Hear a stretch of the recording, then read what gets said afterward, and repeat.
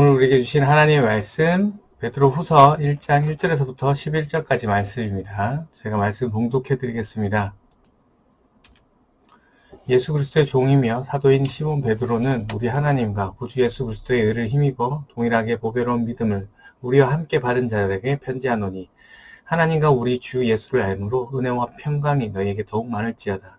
그의 신기한 능력으로 생명과 경건에 속한 모든 것을 우리에게 주셨으니 이는 자기의 영광과 덕으로서 우리를 부르신 이를 알므로 말미암이라.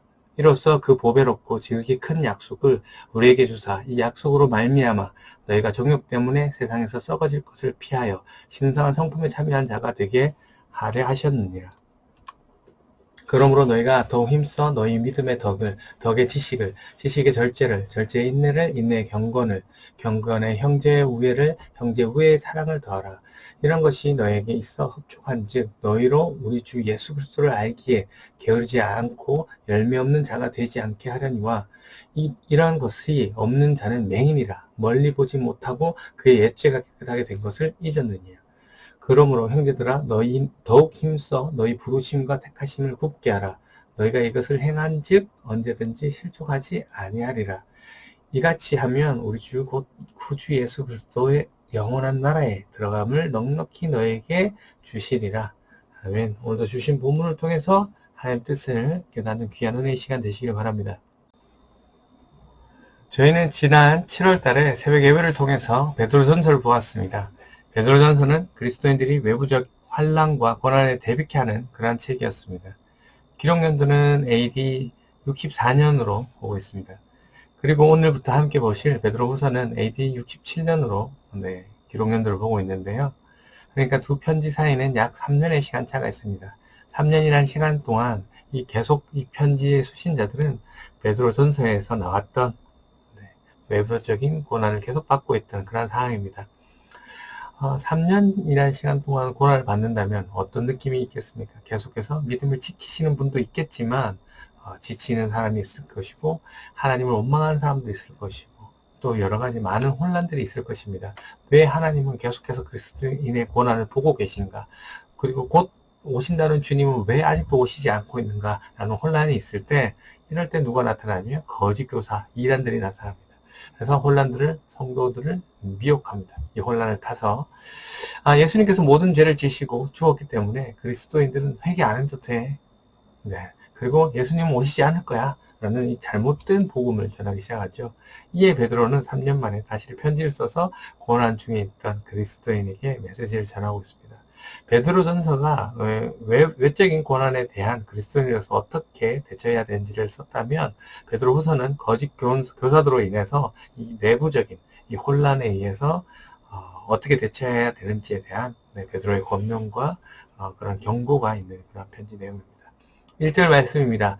예수 그리스도의 종이며 사도인 시몬 베드로는 우리 하나님과 구주 예수 그리스도의 의를 힘입어 동일하게 보배로운 믿음을 우리와 함께 받은 자들에게 편지하노니 이 편지는 저자가 베드로임을 밝히고 있습니다. 그러나 이 베드로의 전서의 문체와 지금 베드로 후서의 문체가 다르다는 이유로 많은 논쟁거리가 되었죠. 그래서 베드로 후서의 저자는 베드로가 아니다라는 얘기가 있는데요. 그러나 이 외적 증거로는 이 초대 교부인 제롬과 아타니우스 또 어거스틴이 정경으로 인정하였고 또 베드로 전서와 문체가 다른 이유에 대해서는 이 초대 교부 제롬은 베드로가 자신이 말하고 그 말을 적는 사람, 그러니까 대피라는 사람의 고용 시기가 달라서 거다. 아니면 또 서로 다른 주제이기 때문에 전서와 후서의 문체가 다르다라고 그렇게 설명하고 있습니다. 베드로가 저자임을 나타내는 내적 증거로는 1절에 보시면 스스로 시몬 베드로라고 언급하고 있고 또 자신이 예수 그리스도의 사도라고 말하고 있고 또 베드로 전서의 독자에 대해서 이야기하고 있는 것 그리고 여러 가지 내용에서 베드로임을 증명하고 있습니다.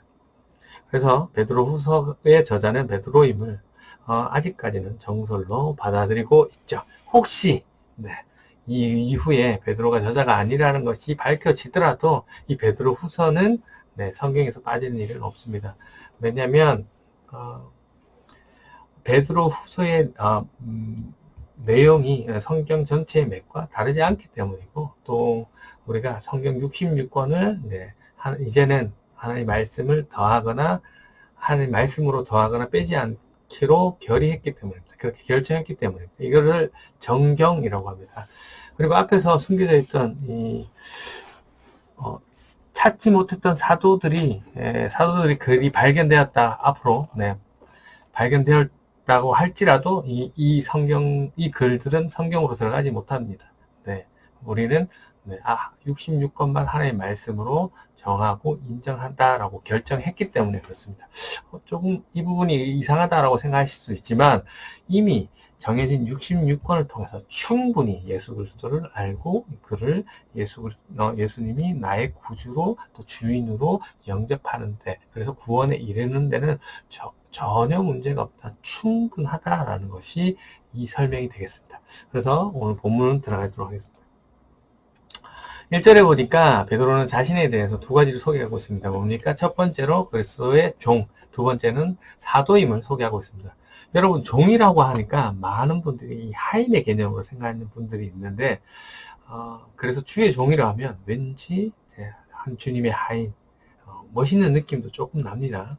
그래서 하지만 여기서 종이라는 뜻은 주인의 명령을 대신하는 하인 정도가 아니라 당시 노예를 얘기합니다. 노예가 어떤 존재입니까? 사람이긴 하나 사람으로 취급하지 못하고 물건처럼 사고 팔던 그러한 부류의 사람이었죠. 그래서 노예에게는 자신의 생각은 필요 없습니다. 오로지 자신의 주장도 필요 없습니다. 가치가 필요 없습니다. 자신의 뜻 아무 생각 필요 없습니다. 오로지 주인의 말에 복종만 해야 하는 그런 사람들이었습니다. 오늘 본문에서 베드로가 자신을 종이라고 표현한 것은 베드로의 자신의 생각, 관점, 주장이 없는 오직 예수 그리스도의 생각이 흘러나와서 움직이는 자신은 그런 노예라는 것이죠. 그것이 주님의 노예로 사는 것이 자신의 사역이라는 것이죠. 그래서 베드로는 자신을 종이라고, 노예라고 표현하고 있습니다. 그리고 두 번째로는 베드로가 자신을 뭐라고 표현하고 있습니까? 사도라고 표현하고 있습니다. 사도라는 단어의 의미는 보냄을 받은 자라는 것이죠. 그렇다면 베드로는 누구에게 보냄을 받았습니까? 예수 그리스도로부터 보냄을 받은 자입니다.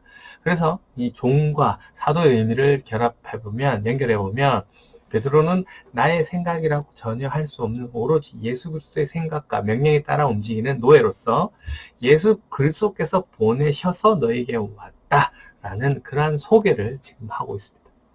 2절 말씀입니다.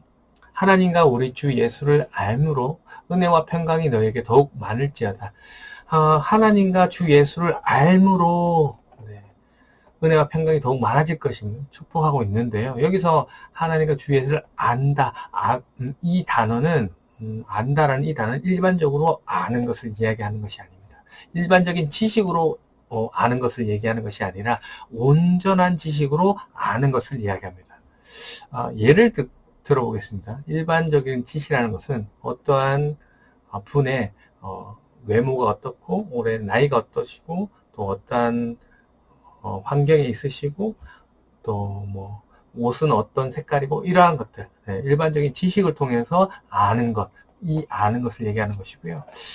여기서 베드로가 사용하는 온전이라는 지식은 그러한 것이 아니라 그 사람이 어떤 생각을 가지고 있고 어떻게 살아왔으며 어떤 고민이 있고 앞으로 어떤 비전이 있고 그리고 앞으로 어떻게 행동하는 것을 하고자 하는지, 그러니까 좀 더 겉으로 보는 지식의 알미 아니라 그 사람의 내면, 그 사람과의 관계를 통한 그런 것을 온전한 지식, 베드로가 사용했던 하나님과 우리 주 예수를 그 암자가 그러한 암입니다.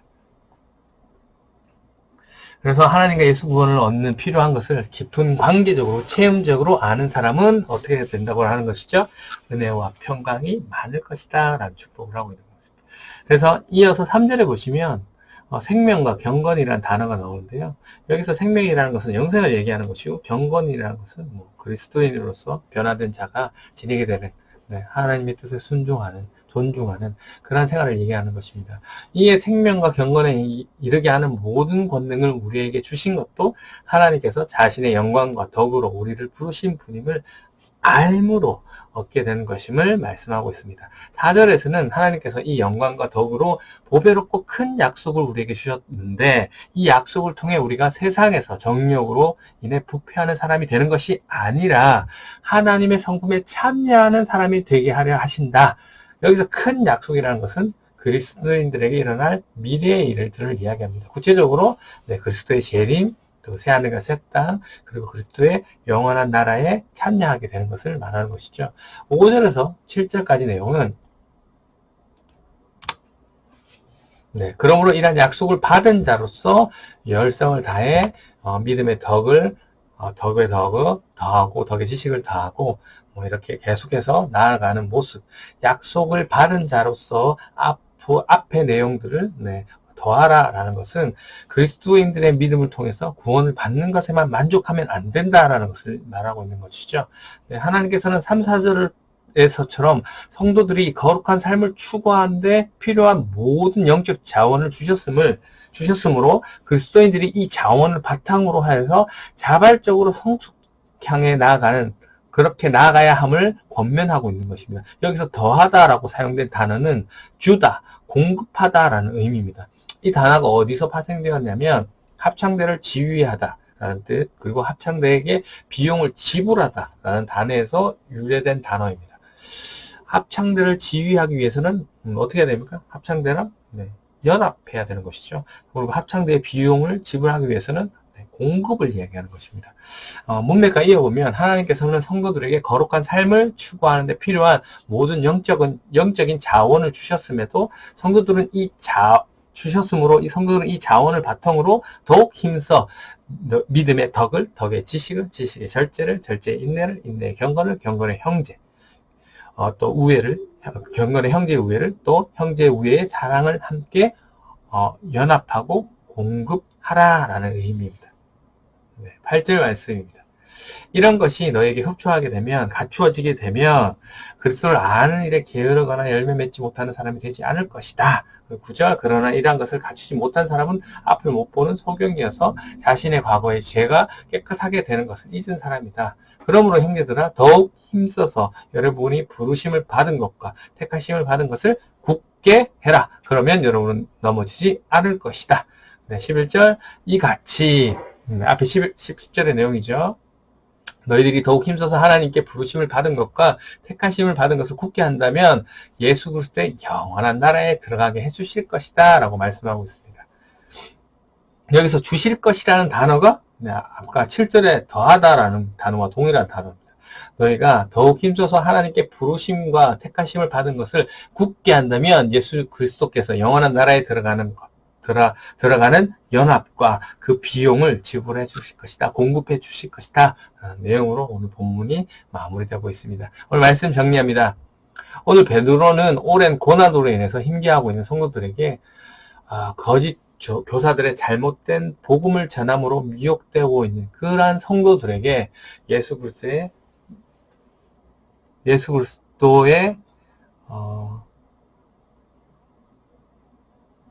생각이 죄송합니다. 내 생각, 내 주장을 할 수 없는, 예수 그리스도로 인해서 내 생각과 내 주장을 할 수 없는 노예로 보냄받은 나. 이렇게 하겠습니다. 예수 그리스도의 삶으로, 생각으로 내 생각, 내 주장을 할 수 없는 노예로 보냄을 받은 나. 베드로가 이야기를 한다. 너희가 하나님과 주 예수를 겉으로만 아는 것이 아니라 깊은 관계를 통한 알므로 하나님이 주시는 은혜와 평강이 있기를 원한다. 하나님을 깊은 관계를 통한 알므로 영생과 하나님 뜻대로 살려고 순종하는 너희들에게 모든 것을 주셨다. 그리스도의 다시 오심과 새하늘과 새 땅, 그리스도의 영원한 나라에 참여하는 약속을 받은 자로서 정욕 때문에 세상에 썩어질 것을 피하고 신성한 하나님의 성품에 참여하는 자가 되기를 원한다. 그러므로 너희는 더욱 힘써서 너희의 믿음의 덕의 지식을, 지식의 절제를, 절제의 인내를, 인내의 경건을, 경건의 형제의 우애의 사랑을 할 수 있도록 연합하고 그 은혜의 값을 지불하도록 하여라. 이러한 것이 갖추어지게 되면 너희는 그리스도를 아는 일에 게으르거나 열매 맺지 못하는 사람이 되지는 않을 것이다. 네, 그러나 이런 것을 갖추지 못하는 사람이 되어서 그리스도의 죄 용서를 잊어버린 사람이 되지 말고 더욱 힘써서 여러분이 부르심을 받은 것과 택하심을 받은 것을 굳게 하라. 그러면 여러분은 넘어지지 않을 것이다. 이렇게 너희들이 하나님의 부르심과 택하심을 받은 것을 굳게 한다면 하나님께서는 예수 그리스도의 영원한 나라에 들어가심을 공급해 주실 것이다. 네, 비용을 지불해 주실 것이다. 라는 내용으로 오늘 본문을 요약할 수 있습니다. 오늘 말씀 묵상합니다. 오늘 본문의 핵심이라 할 수 있는 하나님과의 깊은 관계를 통해서 아는 자로서, 네, 하나님의 성품에 참여하는 자가 되길 원한다. 그러니까 오늘 본문의 핵심이라고 할 수 있는 것은, 네, 하나님의 성품에 참여하는 자가 되기를 원한다라는 것이죠. 지금 이 편지를 받는 성도들은 예수 그리스도의 믿음으로써 이미 구원을 얻은 자입니다. 하지만 베드로는 그것으로 성도의 삶이 끝난 것이 아니라, 성도로서의 모습이 끝나는 것이 아니라 하나님의 성품에 참여하기를 원한다라고 권면하고 있습니다. 하나님의 성품에 참여하는 것이 뭐냐면 여러분이 잘 아시는 네, 너무나 많이 들으셨던 것 뭡니까?